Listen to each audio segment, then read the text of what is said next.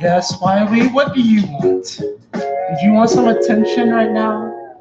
Do you want some attention, Wiley? You want to go outside? You want a treat, don't you? That's all you want to eat. Food. You have food in your pain.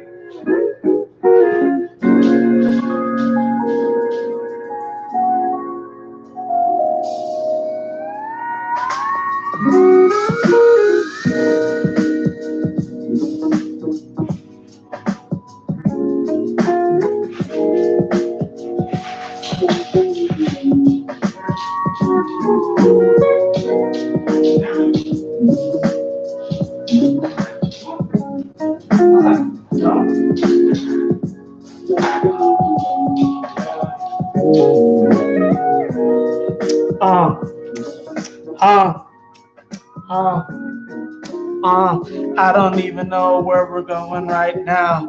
I don't even know why I popped into this right now. It's okay, we got the full moon and Sagittarius coming up. Don't you know now? But before we get there, we have to acknowledge where we have been holding ourselves back. Agreed, Onyx. Got the music in the background. It's all good. We're chilling. We're vibing.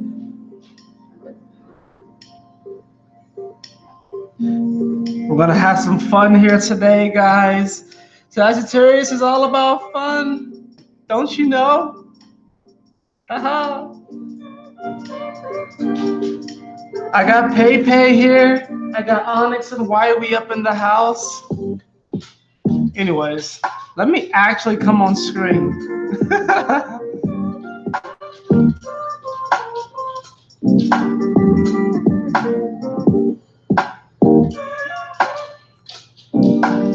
Forgive me, my hair looks like crap right now. As you can clearly see. You see how I'm receding already, guys? Is that cool? No, I gotta cut my hair. I think I left my pick at the house. I think I left my comb at the house. And like, well, I gotta go there tomorrow anyways. We're pet sitting right now. I don't know if you guys can hear me over the music. Let me lower it a little bit.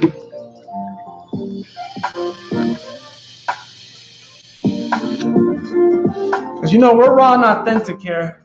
I'm not going to try and front, you know. I'm perfectly imperfect. Got the vape, and I got a little bit of a drink here today. That being said, I do have some intentions as far as that goes. And as far as, you know, doing my best to hold these things in check. But this is a full moon in Sag. So I wanted to get into the element. How are y'all doing today? I'm not in my normal setting. We are pet sitting right now for my fiance's parents who are out of town for a cruise. But we are here. We are live. How are y'all doing? Thank you so much for joining us. We have Sig Good Vibes up in the house. How are you doing? What's up? Thank you so much for joining. I have the cards. I have this book that we're going to read from, and I also have something that I wrote down earlier. So we're going to talk about this full moon in Sag. Pre-Solstice Rekindling and Beckoning Quest. Are y'all ready? Shit, probably not. I know I'm not ready, but we're kind of getting thrown into this anyways. But thank you all so much for joining. I really do appreciate it. Just want to give it a little bit more time. Until then, enjoy the tunes, meditate, take some deep breaths.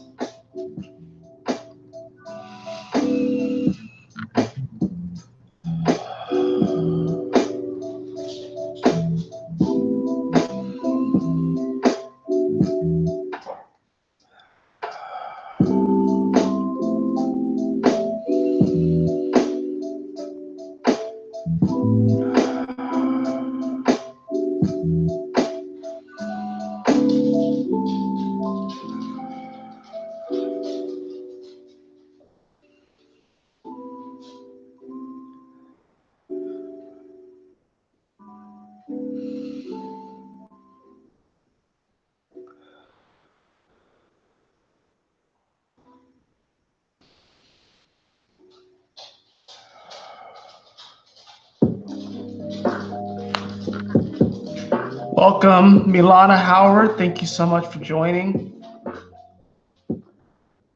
Give me one moment, guys. I'm going to go grab some of my stones that I have over here.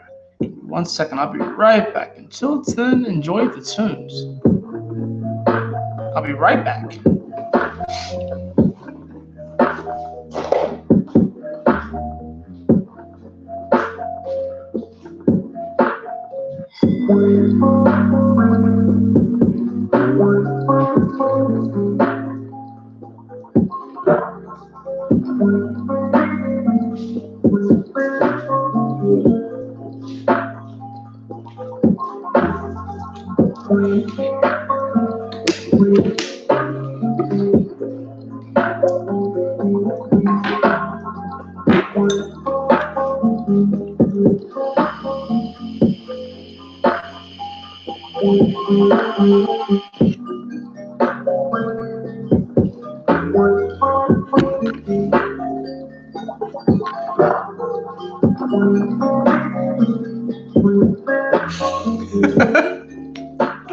I just thought of something. Hopefully it doesn't come back to bite me in the ass, but I guess we'll see. I didn't think about it until just now. Oh no! We'll see what happens. Alright. Anyways, I hope that you all are doing well. Damn, I literally didn't think about that until like after the fact.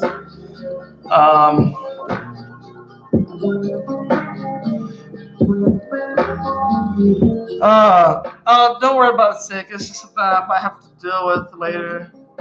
I mean, smoking the vape in my fiance's parents' house, I don't know how they're going to feel about it, to be honest. I mean, it's not a cigarette, mind you. I've never actually smoked an actual cigarette. And I only started vaping until like maybe, I mean, it's not been that long, maybe like a year ago. And before, I was smoking pretty much predominantly CBD, but this does have nicotine in it as well. So it's a mixture of both. I mean, they're on vacation. I don't know if they're going to see this video, but I do have them as friends on Facebook. So, yeah, that's the good thing about vapes. They won't linger, but still, it's more like a respect kind of thing, too. But I can't help what's already been done. So, it doesn't linger that much. Plus, they won't even be here until, like, I think Saturday they come back. So, I mean, I should be okay. So, but in any event, you know, I still want to be respectful and stuff like that. Anyways, how are you all doing? Thank you so much once again for joining me. I do have a couple of stones here with me today. I switched up my stones. I usually carry the same stones around for like however long I really need to. But the last stones I've been carrying around, I've probably carried them around for like a solid like 2 to 3 weeks. So I guess I really needed to tap into the energy. But today I have my labradorite. I have my lapis lazuli, and I also have I think this is tiger's eye. My tiger's eye. So we have those 3 stones here. I'm actually going to look up to see what they mean. Because, I mean, I kind of know what they mean. I know that lapis lazuli has to do with emotions and healthily, or at least, you know, coming from like a holistic way at processing our emotions. I know that's what lapis lazuli is. Tiger's eye, I know, has to do with confidence building. Honestly, I'm a little blurry as far as what labradorite means. I do feel like it's a stone for grounding, especially spiritually, and kind of just getting the feel of reconnecting to our spiritual path. Because, you know, whenever you embark on a spiritual path or a spiritual journey, and you really start to take it more as more of a personal responsibility and not necessarily outsourcing it to one day of the week. And I'm not saying that people outsource it to one day of the week, whether you go to church on Saturday or Sunday or Wednesday, but it's like, you know, it's a daily practice. And I'm kind of feeling with this labradorite, it kind of gives me like aurora type feels, like whenever you see like an aurora borealis. So it's like, I get this feeling that it kind of reconnects us back to, you know, our spiritual practice, and like almost sort of reminding us of why we embarked on this journey in the first place. I have no idea that's what labradorite actually means, but that's just kind of the feel that I'm getting in this moment. But we can look up what they mean, right? I know I got the first 2, but I want to look up labradorite just to see what exactly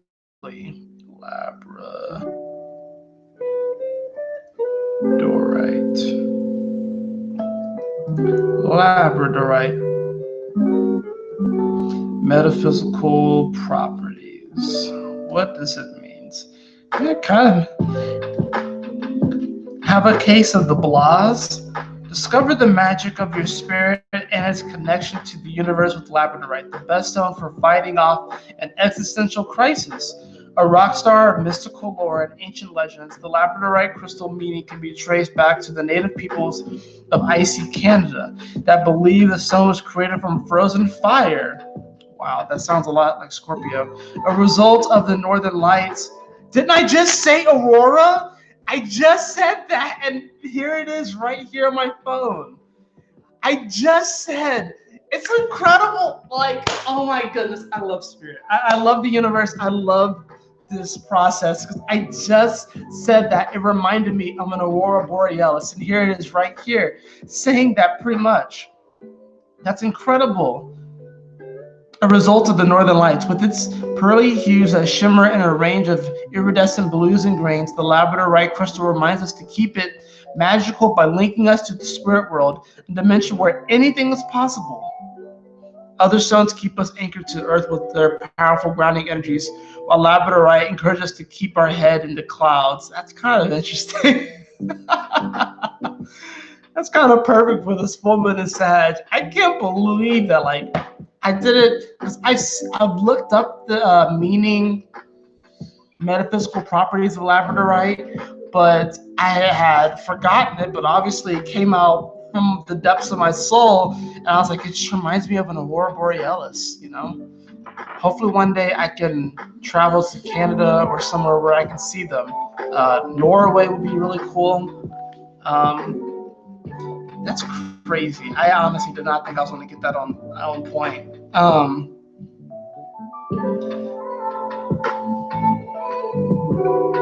Tiger's Eye is also good. Fortune and protection. Labradorite enhances intuition. Very majestic and spiritual. I definitely feel that. Wow.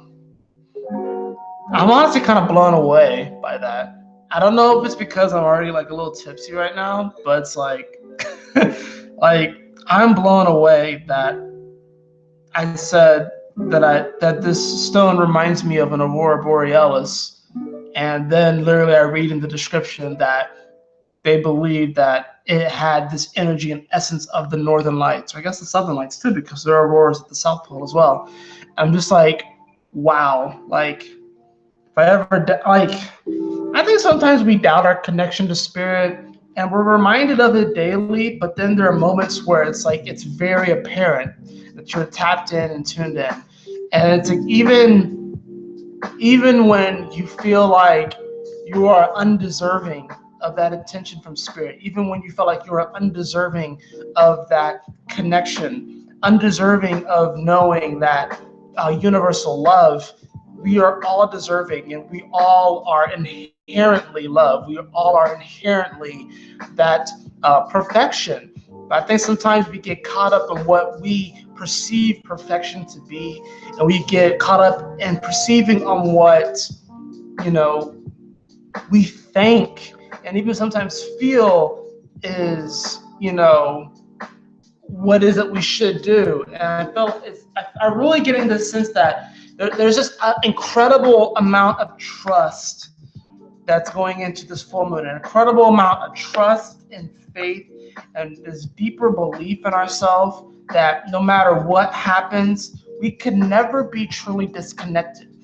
It was interesting. I was watching OJC Astrology, Olivia over at OJC Astrology, her weekly, and she said something that was really on point because someone had asked her about what do we do when we feel like we're disconnected from spirit, and she was like, you know, in order to, you know, this whole disconnection from spirit, you have to realize that in order to feel disconnected, you have to realize and acknowledge that you are one connected.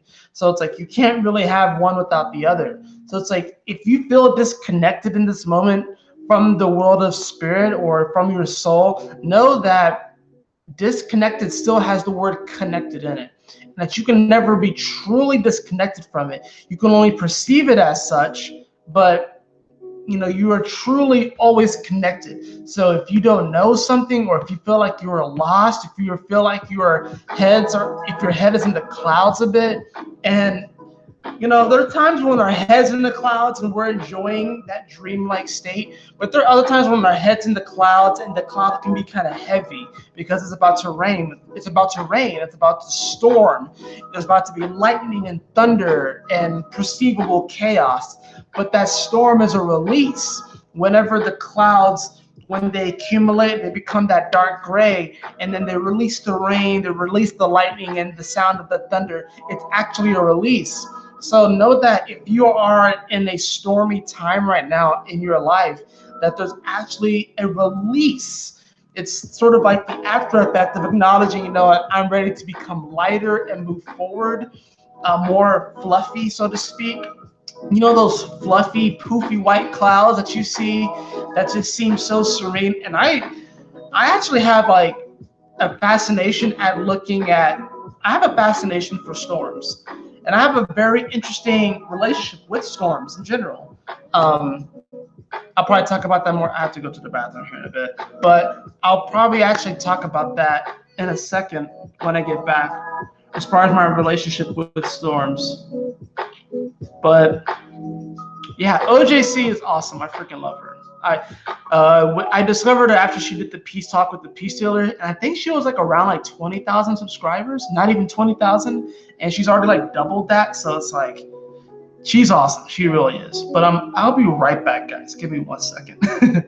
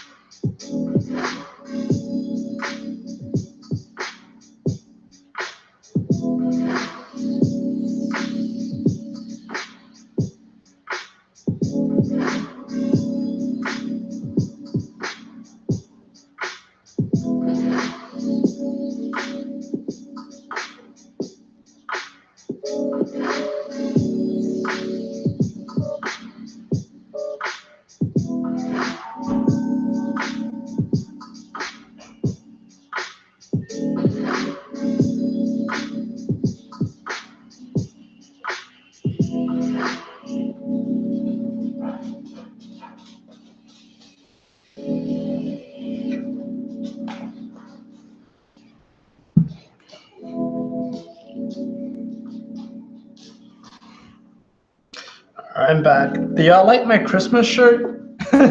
It's Christmas in June. But Sagittarius does represent that time of year, you know, the holidays, even though Christmas falls in the time of Capricorn. But we were talking about storms. And, you know, I kind of actually feel like Gemini rules storms in a way. I feel like, you know, probably all the air signs, but Gemini more so because, you know, when you think of the weather, I do kind of think of air. And Gemini is that mutable energy. So it does speak of this, you know, whole how weather is changeable and movable. But we're talking about storms in this release. And I feel like, you know, storms, you know, they don't last forever. They don't last forever. Even the big red spot on Jupiter is a moving storm. So it doesn't stay in the same location on Jupiter forever. So it's like, and it's kind of applicable because this, you know, Jupiter does rule Sagittarius, right? But I want to tell you all a story about a particular storm that has really impacted me. And honestly, it's like, its impact is never really going to go away. So this was, I can't remember exactly what year it was. I can't remember if it was 7th grade going into 8th grade. I'm pretty sure it was around this time, 7th grade going into 8th grade, where it was either that or 8th grade going into 9th grade. But I'm pretty sure it was 7th grade going into 8th grade. It was Mother's Day. And me and my siblings and my father went out to shop for Mom. And that day, I remember it was sunny and there were like no clouds in the sky at all. There wasn't a cloud in the sky. It was almost kind of eerie, honestly, but it was just a beautiful sunny day with no clouds in the sky. And none of us had looked at the weather, so we didn't know what was coming. But we went out and we went to shop for Mom. We went to Red Robin's, which is like a burger joint. And it took me years to get over, because I associated Red Robin's with this event. So like I didn't go to Red Robin's for years. It actually was like with my fiance and her dad and her stepmom, I believe. or it was either her dad and her stepmom or her mom and her stepdad, that we went to Red Robin's. And I honestly was scared to go because I was worried that something bad was going to happen because of that association from what happened when I was in middle school. But anyways, we went to Red Robin's. It was good. We went back home. My parents had to work that evening because we had a family business, but they went to work by themselves, and me and my siblings, we stayed home. So I was on the main level on the computer in the office, and my brother and sister were upstairs. I think I've talked about this on the channel, but they were upstairs. And then I noticed that it started to get kind of dark outside. Some clouds started to roll in and whatever. And, I was like, I didn't really think much of it. It started to rain. I'm like, it's just, sometimes it's sunny and then it starts to rain. It started thundering and lightning. And the next thing I knew, the house shook. Like it felt almost like an earthquake. And the lights popped off. They didn't just flicker off or go off. They like popped off. It was kind of violent. Our dog Pierre started barking immediately. I heard my sister scream, and obviously with the power going off, I wasn't going to be on the computer any much longer. So I was like, okay, what the fuck just happened? So they ran downstairs with Pierre, and we were kind of frantically trying to figure out what the fuck happened because it felt like our house literally violently shook. And then literally like maybe a few minutes later, the smoke alarm started going off. It was like this ear-splitting beep, beep, like this really ear-splitting noise. And I ran down to the basement to one of the smoke alarms to try and disarm it because it was just like really unnerving. Ran upstairs and walked into the foyer, and there was smoke billowing in the foyer. And like, I can't really describe what I was feeling, but it was like a chill ran down my spine. I was like, what the fuck happened? As soon as my little sister saw that smoke, she put on her shoes and she bolted out the door. And that was honestly the first miracle that I experienced. Honestly, my sister saved my life because if it wasn't for her, I would have gone looking for the source of that smoke. I probably wouldn't be here talking to you all right now. I probably would have been engulfed in flames. But she, in the middle of the storm, when it's raining and thundering and lightning, she put on her shoes and she ran so we're like in like this big circle in this particular part of our neighborhood. And we didn't know too many people back there. Our best neighbors were the people who were on the other side of the circle. So she literally ran across like 2 yards to get to their house. And I tell you not, I looked out the door and saw her running. It didn't look like she was running. It was almost like she was being carried by angels. I've never seen her run that fast before. And she was already pretty athletic too. She did gymnastics pretty much her whole life up to that point. I've never seen her run that fast. It was like she was being carried by angels. So I know that I would have gone looking for the source of that fire. My dad said that if he was there, he probably would have went looking for the source of that fire too. And I do feel like my sister saved my life. So of course, after she did that and it's thundering and lightning, we were like figuring out like how she can't just run out into a storm. But by the time that I blinked, she was pretty much already there at their house. Joshua went after her with Pierre, and I was the last one to leave the house. And when I was running over there, I tripped and fell into the mud, and I cried out to God. I was like, why? Why is this happening? I was so distraught. And so turns out lightning had actually struck our house. So we had these little vents in our roof. Essentially what had happened, what they described, is that lightning had actually struck one of the vents, and then the AC unit that was in our attic, essentially it exploded, kind of like an atomic bomb, where it like came out, it came back in, and exploded out again. So our attic was pretty much caught on fire. And we called, of course, 911, and we called the fire department, everything like that. They came in. Of course, we informed our parents and whatever like that. Apparently, my dad saw a dove that day. He said he saw a dove like the day before too, but apparently he saw a dove that day. This was on Mother's Day. Oh, no, the day before Mother's Day, by the way. So the firemen came.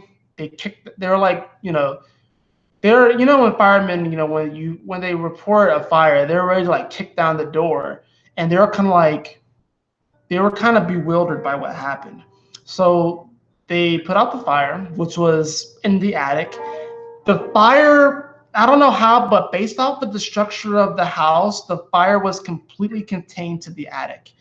And when you looked into the attic, it was completely blackened and charred, but it was contained to the attic. The second level, right below the attic, was pretty much unharmed, with the exception of there was a lot of smoke damage within the walls.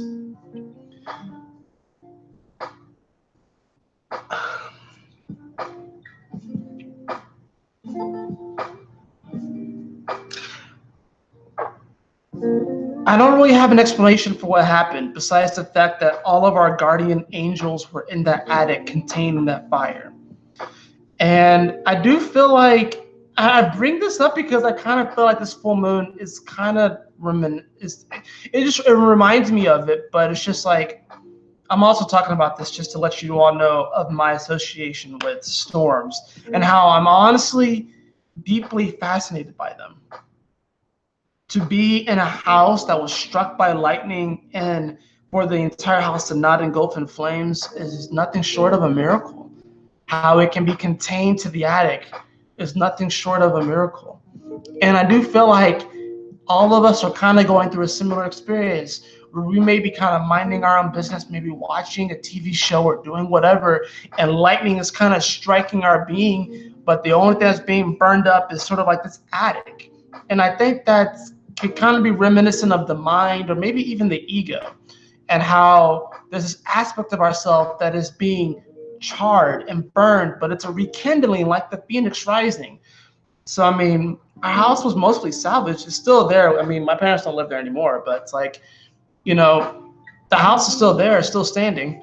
But it's just incredible how, that storm brought about such a incredible lesson of gratitude, but also just this knowing that, when storms come and when the tides get very, very rocky, it's not going to last forever, and you can recover, you can move forward. And also these storms, it's a time of release.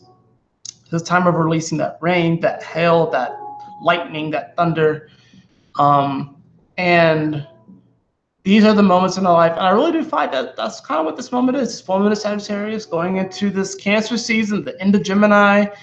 This is one of those moments where we're kind of getting struck by lightning here, even though I would say that lightning's probably ruled by Aquarius and we don't have really any energies in Aquarius. But we do have Uranus and Taurus, right? And Taurus does represent the foundation. It kind of represents like the foundation of a house and building it up. And we're all kind of getting struck by lightning right now with this full moon in Sagittarius. And it's like we may be kind of building it up to be like, oh my goodness, the whole thing is collapsing, but maybe it's just an aspect of ourselves that's collapsing. Maybe it's not everything. And I think this is really one of those moments where this full moon in Sagittarius, Sagittarius rules travel and foreign locations and the quest and the adventure. There are some people, actually, I think everyone has like this sort of feeling. I don't think everyone's going to act on it, but there's this sort of feeling that we have to completely uproot our life and overhaul every aspect of it. And I don't think that's necessary, because not everything is getting destroyed right now. But I think that what is being destroyed and what's going to be transformed is consequently going to affect every other area in our life. And consequently, it's going to change our relationship to everything else in our life. So I want to encourage you all to know and to feel deeply that if you're feeling like you need to make a change, you don't have to completely overhaul your entire life. You don't have to just suddenly like, fuck it, now if you feel the need to move to Timbuktu, then do that, but you know, it's not necessary. It's not as necessary as we think to just completely uproot every aspect of our life right now. It's not as magnanimous as that, you know. This is still the sun in Gemini, and Gemini likes to keep things simple. Even though Gemini is very curious, it still likes to keep things simple. And while, yes, we had to go through this complexity leading up to it with this moon in Scorpio, which I actually already made my full moon in Scorpio video, so I'm gonna upload that right after right after this live. But there's still a simplicity to this energy. There's still a simplicity and just like a, kind of somewhat surface level energy to what's going on right now, these transits. And that while it is deep, and there's always a deeper reason for things, we don't have to necessarily make a mound out of a molehill, I haven't really been keeping up with the comments. I was just kind of going off of my little story there. So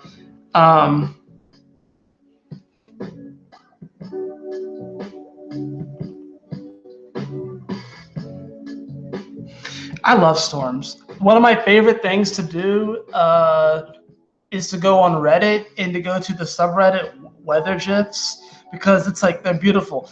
I don't know why, but I'm fascinated by tornadoes. I think they are beautiful beings, and they are beings. They actually are, like, there's actually like energy in beings, but it's like tornadoes are beautiful. I am terrified of them at the same time, but I am so fascinated by tornadoes. I am fascinated by storms.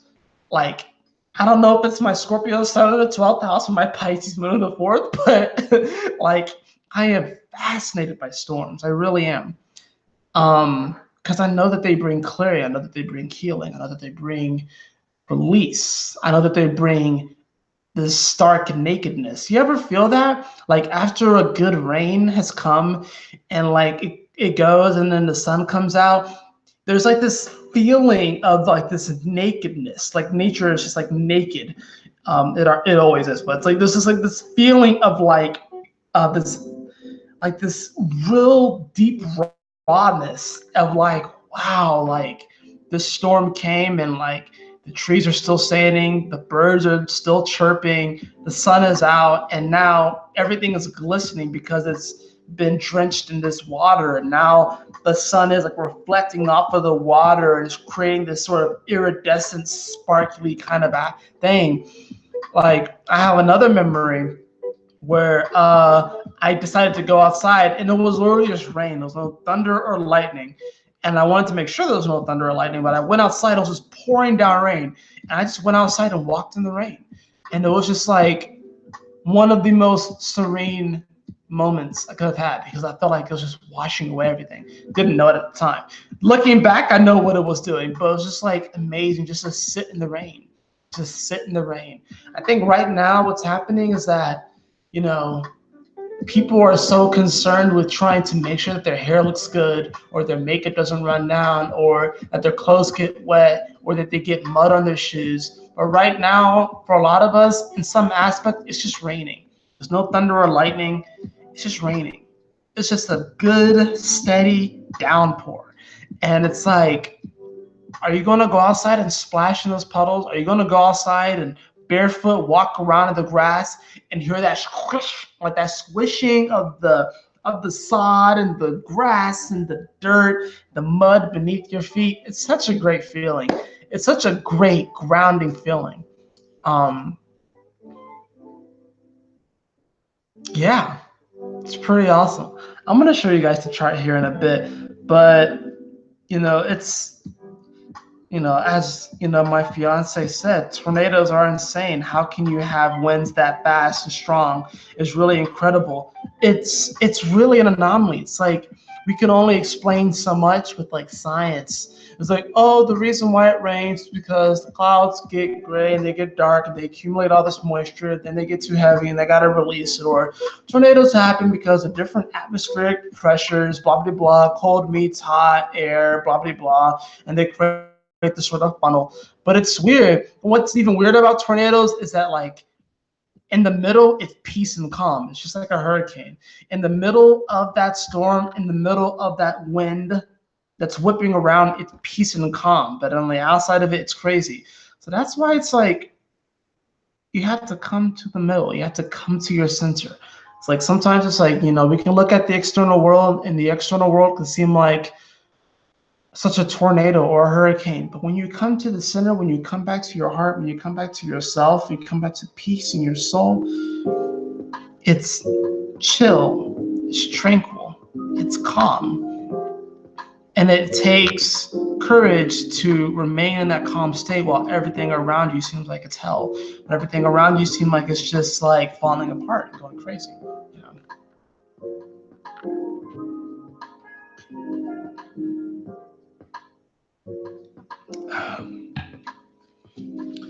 This full moon in Sagittarius is going to be big because, you know, it's at 25 degrees. The sun will be at 25 degrees Gemini. The galactic center point is technically 26 degrees of Sagittarius, but the galactic center point kind of encompasses this big area of influence. So it's almost going to be like we're getting like an update to our mission log, like our spiritual mission log. I'm kind of seeing us like in like this, like life is kind of like a video game, if you want to look at it like that. But it's almost sort of like we're going to just suddenly get like this little notification, and it's like we get like an update to our spiritual mission log, and that's what this full moon is going to be. But in order to get this update, we have to release. Full moons are a time of release. It's also a planting of a seed. I don't think that full moons are strictly releases, and I don't think new moons are strictly beginnings. I think that they kind of incorporate elements of both. But this full moon is going to be this sort of release of old ideologies, old beliefs, especially when it comes to ourselves, our surroundings, the people in our life. This release of our perception of this experience, of this adventure that we call life, because this is the axis of perception. This is mutable energy, how we perceive things. So it's like we have to go through this release of our perceptions. We have to go through this release of that which doesn't serve us anymore. Not that we can't be grateful for that, but to release it at the same time, be like, you know what? I have leveled up. I have moved forward. It's just like, I'm going to use Pokemon because I'm a Pokemon nerd, okay? I'm a Pokemon master. It's like when you're training your Pokemon in a specific area or a specific area in the game, and it gets to the point where your Pokemon is 5-10 levels above all of the Pokemon in that wild area where you're training them. It gets to a point where the amount of experience that you're getting, it takes that much more and that many more battles to get to the next level. Sometimes what's happening right now is that people are wanting an upgrade in their life, but they're still battling the same quote unquote foes. It's like you have a level 20 Pokemon and you're battling wild Pokemon in an area where the highest level is like level 7, and you're only going to get so much experience. You have to battle that many more Pokemon to raise to the next level. You have to move forward. You have to move forward to another area where the Pokemon are stronger, so you can gain better experience. So you can, it's not necessarily about leveling up faster, but it will help you to level up faster. It will help you to match the experiences that you want to achieve, that you want to come into. So we all are kind of going through that right now, where we're kind of like been battling the same level 7 Pokemon for such a long time. And we might have a Pokemon that's level 40 and we're trying to level them up, and we're realizing, damn, why is this fucking taking so long? Why is this taking so long to level up my Pikachu? It's because you're battling the same shit. You already have progressed past that level. Why are you still battling them? And I'm a part of this too. I'm not excused from this. In some aspect of my life, I've been battling the same foes, demons, shadows, challengers, whatever you fucking want to call it. But it's like, it's almost like an element of like we're easily beating them and disposing of them, but they keep coming up. It's because we won't move to the next area. We won't move to the next space. We won't move to the next level. We're like afraid because, oh no, If I move from a level where there's level 7 Pokemon to a place where they're level like 20 and above Pokemon, and my main Pokemon that I'm training is level 20, I might lose. You're damn right. But we usually learn more through our losses than through our victories. And that's a harsh reality of the truth. We learn more through our losses than through victories. Victories, yeah, we can learn through victories. They can stimulate us. They can encourage us. They can, in many ways really substantiate where we are right now. But when you lose, it's something else. It's like, damn, I don't want to feel that again. Damn, I don't want to go through that experience again. It's like when we're like, I can remember going back like when I was playing football, or like whenever like that. Whenever we lost, it's a shitty feeling to lose, but it kind of encourages you that much more. It's like, you know what? I'm going to train harder next time. I'm going to train harder and do better so I can, move forward. It's like sometimes you got to take that loss. You got to take that loss like a champ. You got to take that loss and you got to be like, you know what? I'm going to stand up next time and I'm going to win. And even if you don't necessarily win the next time or even the next time after that, you keep going. Perfect example. In Major League Soccer right now in the United States, like the highest level of soccer right now, the Colorado Rapids, they had one of the worst starts of any soccer team. They didn't win a game for like 12 games or so like that. They like tied a few and they lost the rest of them. They kept losing games.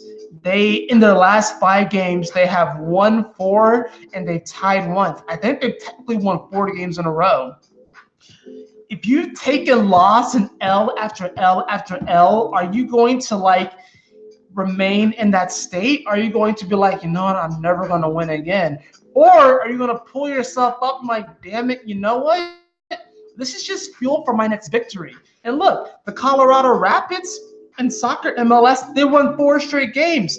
Yeah, they may still be towards the bottom of their division, but I don't think they're really worried about that. It's kind of game to game. It's kind of like, I can remember, I don't know if it was necessarily my coach or it was with my brother, but there was this whole goal of like going 1-0 each week. You can like, as far as like playing sports, I'm using sports analogies, but say if you have like 16 games in a season, I'm using football right now, but it's like, you say you have 16 games in a season. Of course, everyone wants to go 16-0. Everyone wants to go undefeated. But really, if you focus on being undefeated at the end of the season, or if you focus on being undefeated in this week, then that's going to take you a lot further. Just focus on going 1-0 this week. Focus on going 1-0. Don't focus on going 5-0, 10-0, 16-0, 20-0. Don't focus on how many wins you can get. Just focus on this week. Focus on this moment. Focus on this area of the quest. Focus on that. And if you lose, don't necessarily forget it, but let that be fuel. Know that after every week, I'm 0-0 again. Let me see if I can go 1-0 this week. If you lose, okay, you know what? Let me try and go 1-0 this week. You win? All right, let me go 1-0 this week. You win? Let me go 1-0 this week. You win? Let me go 1-0 this week. Slowly, you'll start to see that you start winning. I'm winning. I'm a champion. I'm moving forward. I may lose, but I'm still a fucking champion. And nobody can take that away from me. Nobody can take that away from you, beloved, because you are a motherfucking champion. I don't care how many losses you have in your bag. Use that L. There is still value in that L. You can still buy things with that L.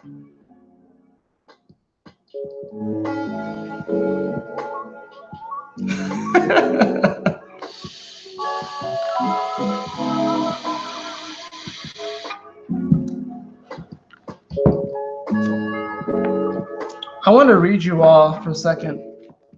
I got hit with the spirit bomb. Dude, damn right. Dude, I got hit with the spirit bomb. We're all getting hit with the spirit bomb. So, guys, I want to share with you all something that I wrote down earlier. And I wrote this down before I read the degrees for Gemini 25 and Sagittarius 25. And I'm like, it was another one of those moments today where I was like, are you fucking kidding me? Like,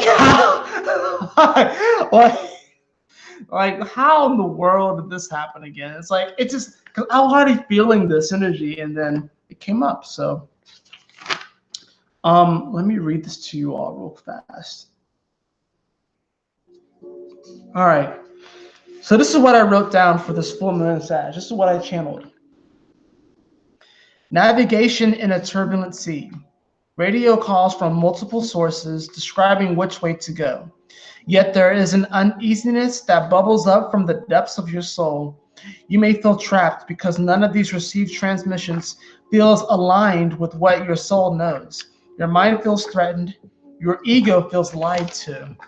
You were told of this grand quest that would provide you the answers you seek in life. Curious and passionate, you jumped at the opportunity to go out into the world and seek your destiny. Sure, you were told it would be harder than you thought, but it was a lot harder. A lot harder. Are you up to the task? Can you navigate these waters? The only thing you can hear ringing from your soul is dive. Dive, child, and discover. You have no scuba gear, completely unprepared for this mission that seems side to your main quest. But you know you can't go anywhere until you empty yourself of fear and discover why you haven't been able to move forward. So with faith and trust and a pinch of insanity, you leave your safe abode aboard the boat and dive into the ocean. The rest is up to you. That's what I feel like this full moon is. I feel like each and every one of us is like on a boat in the middle of the ocean. And it's like we can't really move forward. We can't really navigate from there. And the only way to continue that navigation is to actually leave the boat and dive into the ocean with no scuba gear, with no seemingly kind of lifeline, but just to dive in with faith that we'll find whatever it is that we need to find when we dive into these waters, and we'll discover this treasure that's in this cave in the ocean. And it's like, Sagittarius rules this adventure energy. And I'm literally seeing somebody who was told of this awesome place.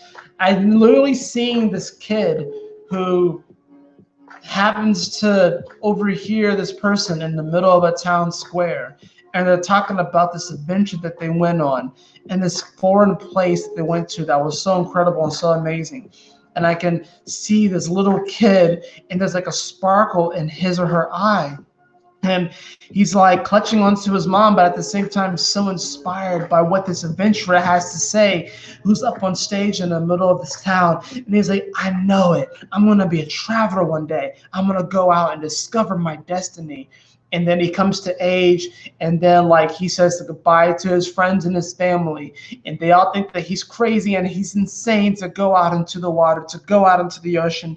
But he leaves his humble abode. He leaves the town that he has always lived in up until this point. He hasn't gone anywhere, and now he decides to do something crazy, to go out into the ocean on this tiny little boat. And he goes out, and he goes out, and he goes out, and he encounters storms, and then he gets stuck because he doesn't know exactly where to go.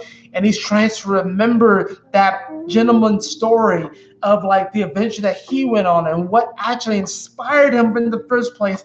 But now he's stuck on a tiny boat in the middle of a giant ocean, and everything seems lost. And he's like, where do I go? How do I navigate these waters? There's an invisible anchor that's holding us all right now, and we need to dive into the ocean and to figure out what this invisible anchor is. And at the end of that anchor, and the end of that chain link, is actually treasure. It's not something that's actually holding you in place. It's something that's going to propel you forward. And then we'll swim back up to the boat, we'll get back on it, and without hesitation, we'll row our boat to where we need to be. That is this full moon in Sagittarius. Why do you think we get a full moon in Sag before we get to Cancer season, which is cardinal water? Power. Cardinal energy represents power and direction, and it's water energy, literally navigating water, navigating our emotions, navigating these seas, navigating this ocean. Why do you think we need a full moon and Sag before then? Because we have to release any self-limiting beliefs that we can navigate, that we can move forward. We have to release them and focus on this belief in ourselves that no matter what's happening, no matter how lost we get, we can never be truly disconnected from our destiny and our purpose. That's why we have a full moon in Sag before Cancer season. We have to release. Because if you go into Cancer season with these self-limiting beliefs, you ain't going nowhere. You ain't fucking going nowhere. I'm gonna just be blunt and honest. You ain't going nowhere. We have to learn how to fish. We have to learn how to fend for ourselves.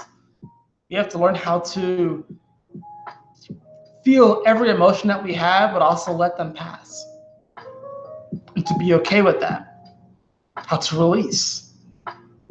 How to not get triggered at every external stimuli that goes against our belief. And realize that we don't have to let it affect us like that. It's a shame how we use belief in this world to dominate and control others, when it's supposed to be something that frees us. Belief is ruled by Sagittarius. It's meant to be a free energy. It's meant to be this energy of this sort of freedom, but in its negative state, it is a very controlling, dominant energy. And it can have you very confused. It can have you very off the path, misaligned. But when we use belief to exalt our spirits and our adventure, to exalt this feeling that we really are free to go wherever we want, and to enjoy it thoroughly, then we are in a truly pure state. But if we use it to control and dominate others, and create this belief in them that they're not actually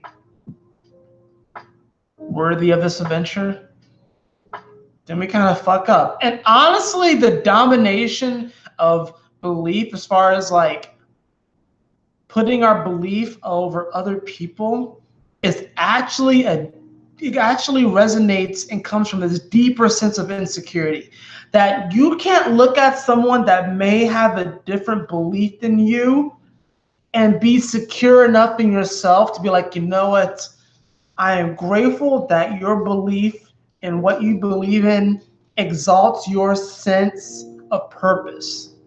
And while it may not completely resonate with me, I am happy that that works for you.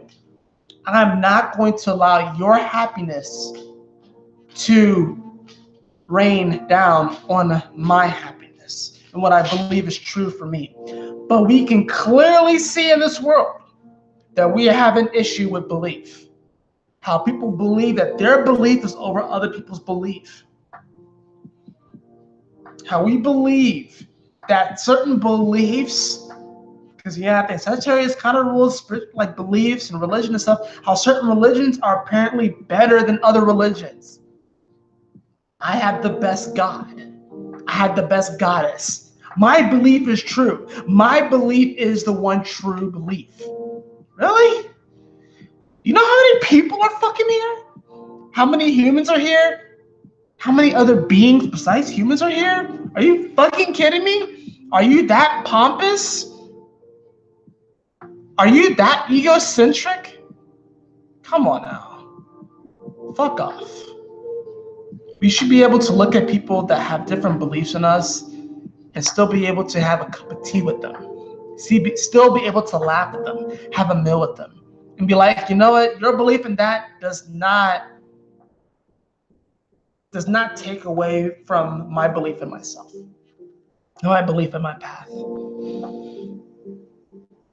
But the domination of other people through the method of belief is truly an insecurity, Because what you're telling yourself in the universe is that I don't believe that what it is that I believe in is strong enough in the face of something that may seem counter to it. And it's all a perception because this is mutable energy. That's even the crazier thing about it. If Sagittarius was a fixed sign, there would be one true religion. If Sagittarius was a fixed sign, there will be one true religion. But there's not.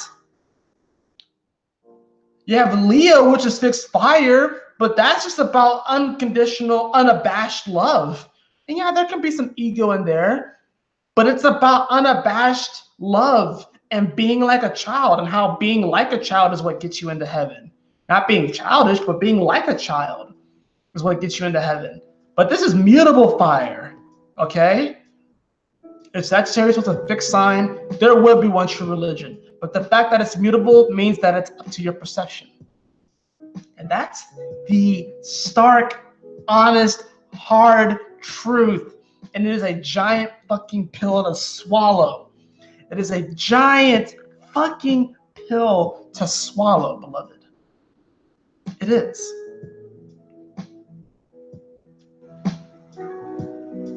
I'm going in on this, guys.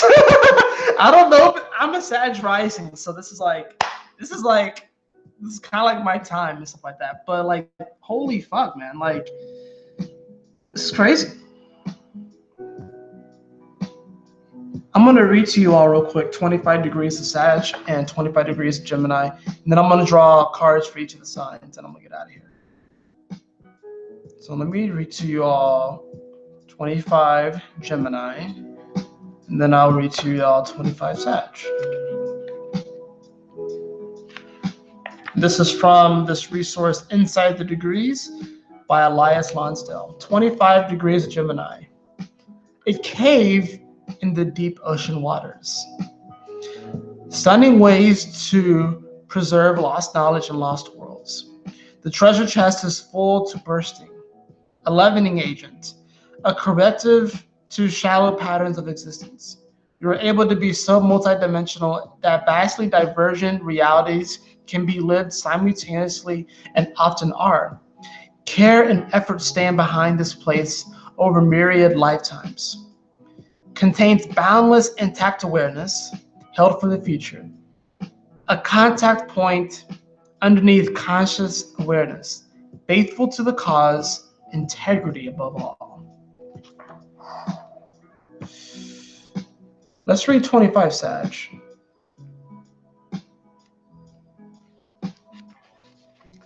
A small boat with no one in it. It is gradually drifting out to sea. See, right dive into the ocean. When life is a dream, not too much of selfhood is asked for or welcome. Ancestors' previous lifetimes, collective currents feed the dream, keep it alive. The self hugs a secretive outpost of neither being with nor being against. One of the remarkable things that happens in that spirit is that spirit can speak and reveal much. One of the habits which easily proliferates here is to take no responsibility for anything. And one of the primal paths through it is to drift deeper down and to let all ego go, yet move with the soul as it is guided to each and every place it is meant to travel. I don't really know if I can add much to that because he describes it so perfectly. I'm literally getting this image of like almost like a movie where it pans over the ocean. There's like a boat and it's literally just drifting in the waves and it's empty. And then it pans again and like it shows this person swimming in the ocean. There may be manta rays around them, sharks, whales, other fish, jellyfish. He's swimming into this cave. And then when he comes into this cave, he or she comes into the cave, there's a treasure in that cave. You are meant to travel wherever you are meant to travel, which means that even if you look at your situation and perceive your situation as like, why am I here? I'm not meant to be here. You are meant to travel to this moment. That's why this moment I really do feel requires faith and trust in the universe. And that we don't really need to force the issue too much right now. We don't really need to force the issue too much. And you saw how it even was talking about how it's like you're neither for or against something. That's like that middle ground. That's that middle ground. Neither for or against something. We always feel like we have to have an opponent. We always feel like we have to have something against us. But what if, radically, there's a radical thought, what if nothing was really against you? What if nothing was really even for you? What if it just was? It just is. It's really all your perception. Kind of crazy, right? Kind of insane, right? Anyways, I'm going to draw cards for the 12 signs, and we're going to get out of here. But I do thank you all so much for joining me on this video. I'll shuffle these cards. I'm using my Sacred Geometry Oracle cards.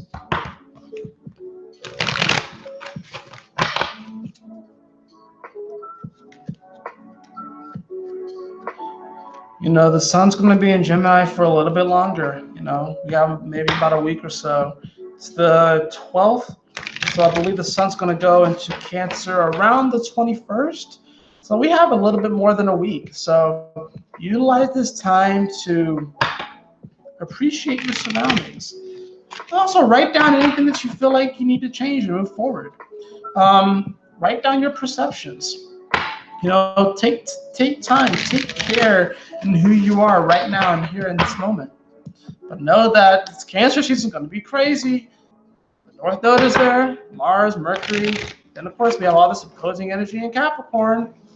We're leading up to the solstice. We're leading up to this eclipse energy. This is a very fated time right now, beloved. A very fated time for all of us. So,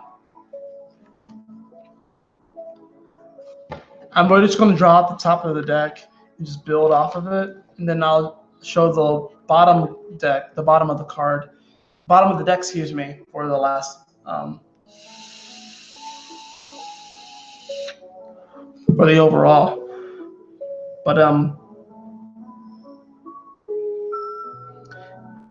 hey, welcome, Be the Infinity. How are you doing? Thank you so much for joining. Just now getting to the cards and stuff like that. So anyways, let's start off this. We're going to start with Aries. Aries, the card that we have for you is Delight. The number is 19. The frequency of delight supports our capacity to create and experience feelings of intense joy and happiness. The more delight we feel, the more delight we invoke in others. Aries, you want to take time for this full moon over the next week. You want to take time to remind yourself of what it was like when you were a kid and to kind of recreate that. Go jump on the trampoline, go go-karting, go, you know, to the park, go swinging. Do something like that, you know, go to the park and go on the swing, slide, delight, have joy. Aries, this is going to be a time for you where this is, of course, your 4th house. So you may even want to do the, oh, Sagittarius is your 9th house, excuse me. I'm thinking 4th house as far as the Cancer energy. But this is going to be your 9th house. So this could also, you know, you may want to like delight in some type of new adventure. Go somewhere you've never been before. And if anything, you're probably going to go with family members, you know, too. Or people that you feel are really close to you that kind of give you like this emotional, this balance and grounding. But Aries, really, you want to take time during this full moon to be a kid again. Just be a kid again. And delight in that moment and just watch time just disappear. So like when you're having fun, time really does just disappear. Taurus, the card that we have for you. Taurus, we have the card of compassion. Number is 15. The frequency of compassion supports our ability to stand by others without judgment and be the divine mediator between heaven and earth, spirit and matter, so that unconditional love can flow from source through our heart and into the world. This full moon for you, Taurus, is going to be happening in your 8th house. So, Taurus, this is going to be very important for you to really have compassion, really for yourself and for other people, but also this is coming from a deeper space. You know, Taurus, with Uranus also in your sign, you're definitely feeling the sort of ingenuitive energy that's coming up.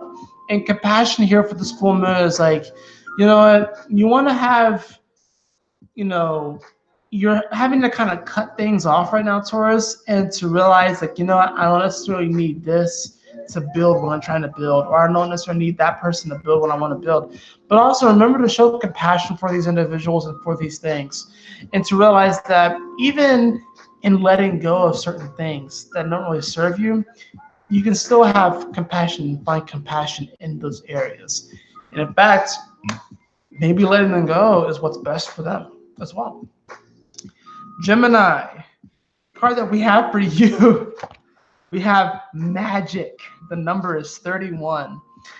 The frequency of magic supports our intrinsic ability to grow and expand beyond this moment, to move toward possibilities and expressions that are as grand and profound as we can imagine.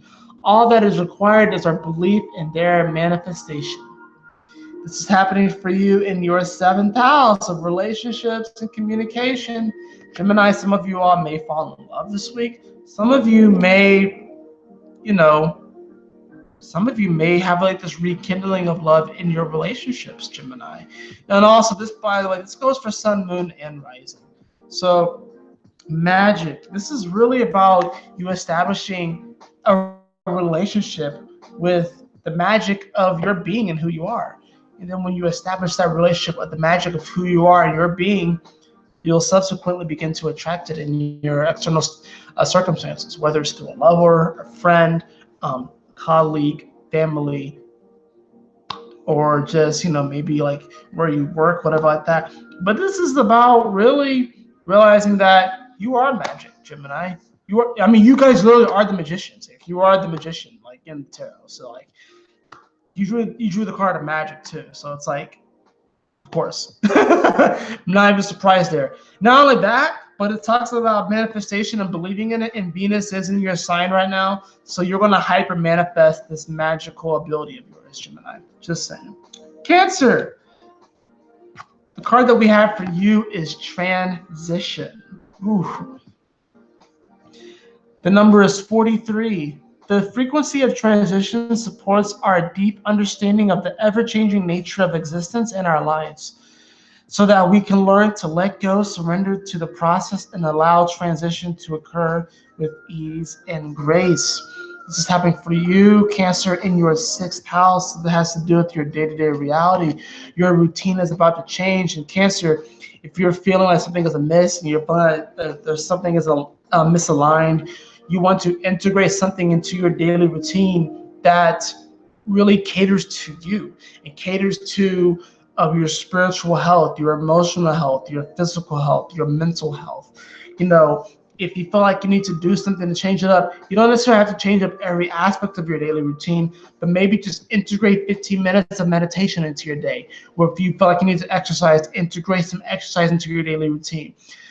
Even if it's as simple as taking time out of your day to have a cup of tea and just be grateful, like, you know, thank you so much, Source, for this beautiful cup of tea. Thank you so much for this healing cup of tea. And as I take in this cup of tea, may it heal and nurture my body. Even if it's as simple as that. You know, this is going to be a time where, Cancer, you want to integrate something into your day-to-day reality that is going to nurture you, that's going to bring about this heightened sense of spiritual, emotional, mental, and physical health. It's going to be a big transition for you, Cancer. Leo, card that we have for you is remembrance. Remembrance, the number is 38. The frequency of remembrance supports our memory of everything that we have gone through as a soul and body, providing us with valuable information and tools to flow gracefully with and in this life. This is happening in your 5th house, Leo, and you naturally rule the 5th house. So you're going to definitely be reminded of your childhood. Some of you may have children. Some of you may want to have children. Or really, some of you may just want to like remember that in order to get into the kingdom of heaven or the queendom of heaven, you need to be like a child. So this remembrance is going to be like similar to Aries. You want to get into, and it's kind of funny because the number for Aries card was 19, and 19 doubled is 38. You see how that worked out there? So you're like kind of almost doubling down on that Aries energy where you want to be like a kid. So do something fun this week, Leo. Do something fun, and that reminds you of what it's like to be innocent like a child, okay? Virgo, the card that we have for you is authority. The number is 10. The frequency of authority reminds us that true authority is powerful, directed, and realized, yet receptive, wise, and loving. This for you is happening in your fourth house. The fourth house naturally ruled by Cancer. We are building up to Cancer season and the solstice and these eclipses. And how, you remember how I was talking about earlier in this video, when I was talking about Cancer is cardinal water, direction, and this is talking about authority. Virgo, you really want to trust your own authority. You really don't necessarily want to listen to everyone else's opinions right now. I was reading my thing earlier, and I'll even read that first part again for you, Virgo, of my written down transmission. Navigation in a turbulent sea. Radio calls from multiple sources describing which way to go, yet there is an uneasiness that bubbles up from the depths of your soul. You may feel trapped because none of these received transmissions feels aligned with what your soul knows. You may be receiving a lot of transmissions from external authorities that may not necessarily feel right or aligned with what direction you feel like you need to go to. So you have to trust your own inner authority. You have to trust your soul or your spirit. Trust your guides. Trust source, spirit, God, whatever it is that you're connected with. You have to trust that and not necessarily listen to all these external stimuli, what other people are saying, because it's through your own authority that you're going to learn how to navigate these waters, Virgo. Libra, the card that we have for you is the third eye chakra. The frequency of the number is 6. The frequency of the third eye chakra, the indigo flower of life, supports our intuition and our inner knowing, our imagination, and our psychic powers. It's funny because the number is 6, and Libra, you actually rule the number 6. Venus rules 6 in numerology. And this for you is happening in your third house. This is going to give you laser focus intuition into what your thoughts are trying to convey to you, but also what other people are saying. So Libra, you're gonna really be able to tell if people are bullshitting you or not. And this is about using your intuition to kind of navigate these waters, but also to use your imagination to realize that if there is bullshit that you're sensing, know that they're not trying to hurt you, Libra. And Libra has a tendency, or they're at the propensity of being a very codependent energy. But at the same time, you guys are opposite of that Aries energy. So there's still this bit of, the selfhood and sort of like this kind of ego that kind of comes in with Libra, and how a lot of times Libra can identify themselves egoically through their relationships. But this third eye chakra is going to give you the ability to see through bullshit. So it's like, don't really take things personally, and don't really, don't take things personally right now. If people are feeding you bullshit and you're able to see through it, I would say hold space for them, but also, when I say hold space for them, don't just take on all of their shit. Just kind of set up that boundary, but at the same time show that compassion and know that, you can come into this greater understanding with this individual, and that what they're going through is what they're going through, what you're going through is what you're going through. And if they may come at you in a certain way, or they may project onto you, there's no need for you to project back onto them. Scorpio, card that we have for you is the sacral chakra. We're getting into the chakras now. The number is 2. The frequency of the sacral chakra, the orange flower of life, supports our ability to flow with our desires and stimulates our creative power to manifest success and abundance in our lives. The number is 2. This full moon is happening in your second house, Scorpio. Supports our ability to flow with our desires and stimulates our creative power. Scorpio, this is definitely going to be a time for you where sacral chakra does give me this sort of rekindling kind of energy. It does give me this sort of Phoenix rising energy, where it's like now, Scorpio, now more than ever, you are feeling this desire to move your life forward in such a powerful way that is going to be, quite frankly, undeniable. I think for Scorpios right now, especially, I think Scorpios are a little bit on edge because we've had a lot of this intense Scorpio energy, but now it's like we've kind of moved out of it. Saturn's not there anymore. Jupiter's not there anymore. And yeah, you know, the personal planets would get there. But as far as like a lot of this like major outer energy or like these larger planets, we've gone through the bulk of the Scorpio energy. So Scorpios kind of are like, am I allowed to do this now? Am I allowed to move forward? Am I allowed to go here? Am I allowed to manifest that? Hell yeah, you are, Scorpio. So don't hold yourself back. Sagittarius. Perfect card for you guys. Sagittarius, we have the card of passion. Passion. The number is 34. Which reduces to 7, and this full moon is actually at 25 degrees of Sagittarius, which 2 plus 5 also reduces to 7. Anyways, the frequency of passion reminds us that beneath every intense emotion lies the hidden gem of insight, balance and calm. It assists us in finding the balance within this intensity, moving us from chaos to the calm of its core, where we let its long-lasting wisdom fill us up. Look at this card. You see how most of the card is like these reds and these yellows and these orange hues, but then you have that intense defining blue circle. But then even within that, you still have like this deep red and that sparkling white purity coming forth. This talks about like outside of all the chaos, all the craziness, that when we are passionate about something, we're able to block out all of that external stimuli and come to the purity of who we are.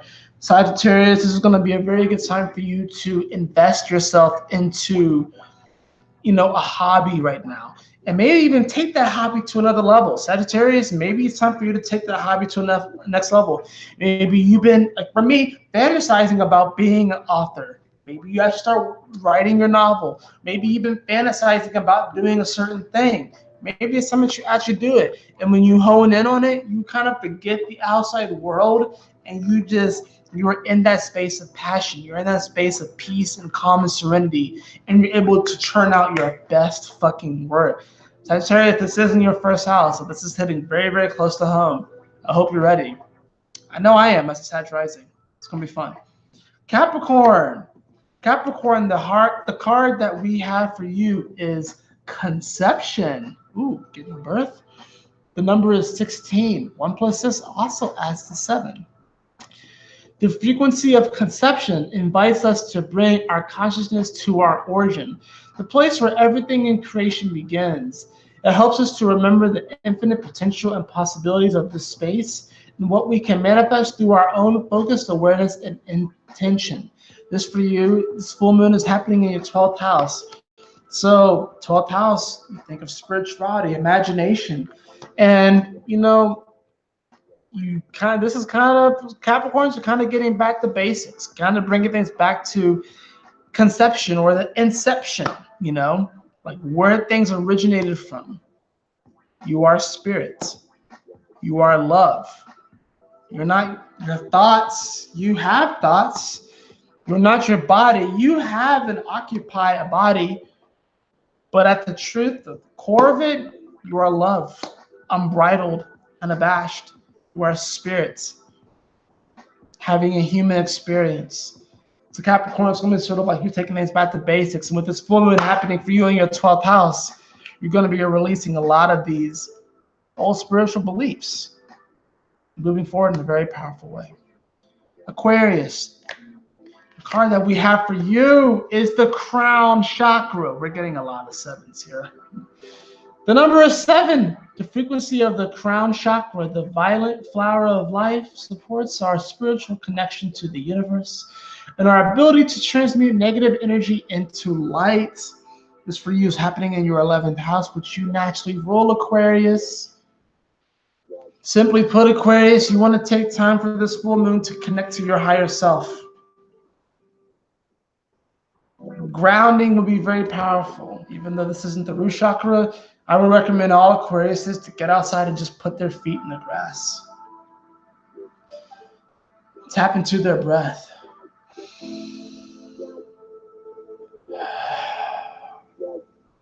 You know, the crown chakra, the crown.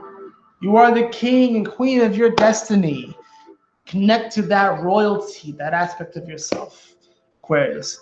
Your message is quite simple, really. You are connecting. In this spiritual journey with this full moon that's really about to take off, with it being in your 11th house, yeah, you're going to meet a lot of people. And it's really going to give you the sense of like, you know, putting yourself out into the world and wanting to help other people.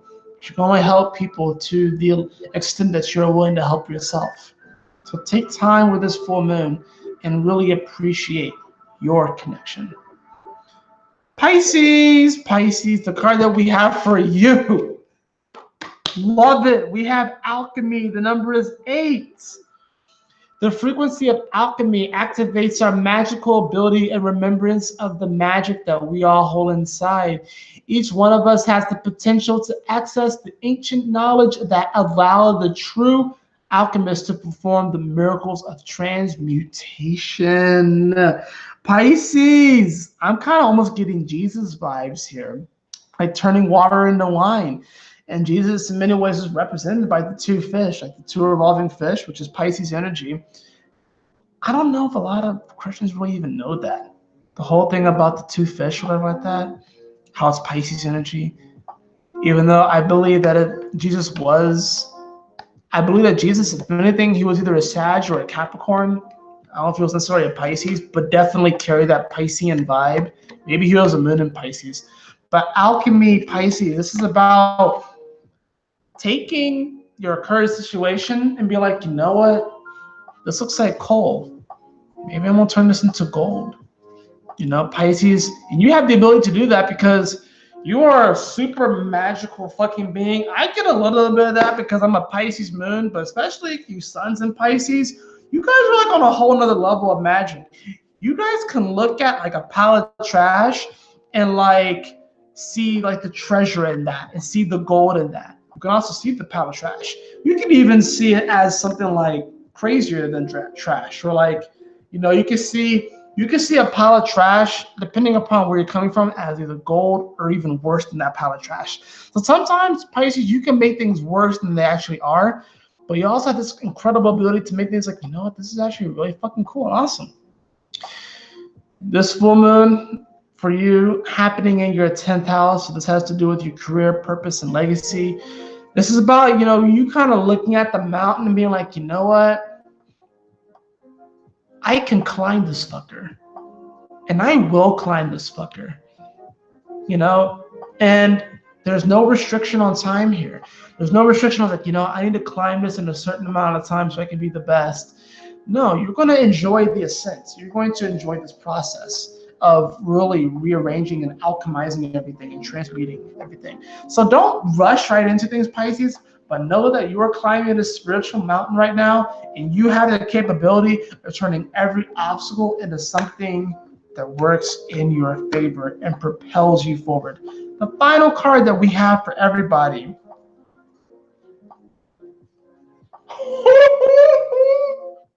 No way! We have the Merkaba. Oh my gosh. Can you all feel the power resonating off of this card? Oh my gosh. Merkaba. The number is 32. The frequency of Merkaba supports our ability to use our consciousness to traverse into other layers of reality and dimensions. It activates our access to our Akashic inheritance as well, merging the totality of our experience into our present to serve our highest purpose. The Merkaba is a vehicle of the soul. It's what you use in your dreams and astral projection. The Merkaba is a vehicle to travel, and this is the full moon in Sagittarius, which is about travel and exploration. The interlocking pyramids. This is a beautiful moment. Wow. I don't know what we need to honestly add to that, because I just can't believe you even drew the Merkaba. You are a spirit traveling into space and location. You know, you are not stuck to any one particular situation or circumstance. You are fluid, and you have the ability to move, beloved. You have the ability to create. That's freaking awesome. I love that I drew that card there at the end.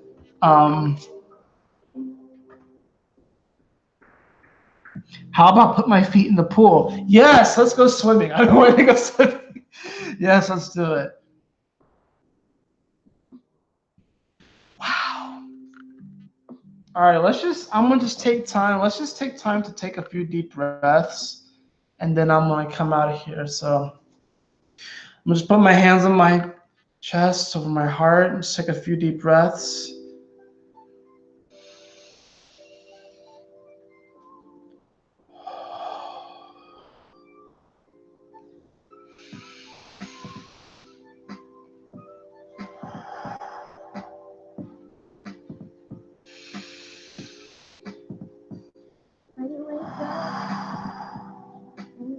We are grateful for this moment. We are grateful for our inheritance. We are grateful for all of the beautiful blessings, all the beautiful blessings.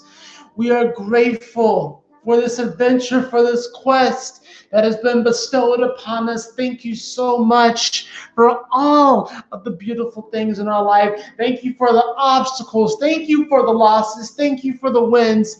Thank you for the challenges. I appreciate the challenges. I appreciate the victories. Thank you so much for all that you have given us. Thank you so much for this moment. Thank you so much for this connection. Thank you so much for this collective. Thank you so much for this beauty, this joy, this passion, this love, this radiant love that is always permeating, always moving, always expanding. Thank you so much. Even in the midst of the storms, even in the midst of contractions, as we give birth to this new reality, we go through contraction after contraction, we are giving birth to a new self, giving birth to this new, deeper belief in ourselves and in the collective. But through this belief in ourselves, we will go out into the world and radiate these smiles, so we can see that we are all one, and that no one is truly forgotten. No one is truly left behind. And we all are of that love. Bam! All right. Thank you so much, Wall, for joining me on this video. I really do appreciate it. And we probably will be having a dance party again for the full moon. The full moon is going to be happening Sunday and into Monday. So we're probably going to have a dance party on Sunday. I don't know exactly what time, but we're going to probably do it just like a full-out dance party as well for the full moon. Because Sagittarius is a very fun energy and party-like vibes, right? So we're going to have a dance party and just kind of like, dance the energy out and just like transmute through that. But anyways, thank you so much for joining. I really do appreciate it. And as always, my beautiful brothers and sisters, always remember to keep moving forward, to stay focused, and Yahoo!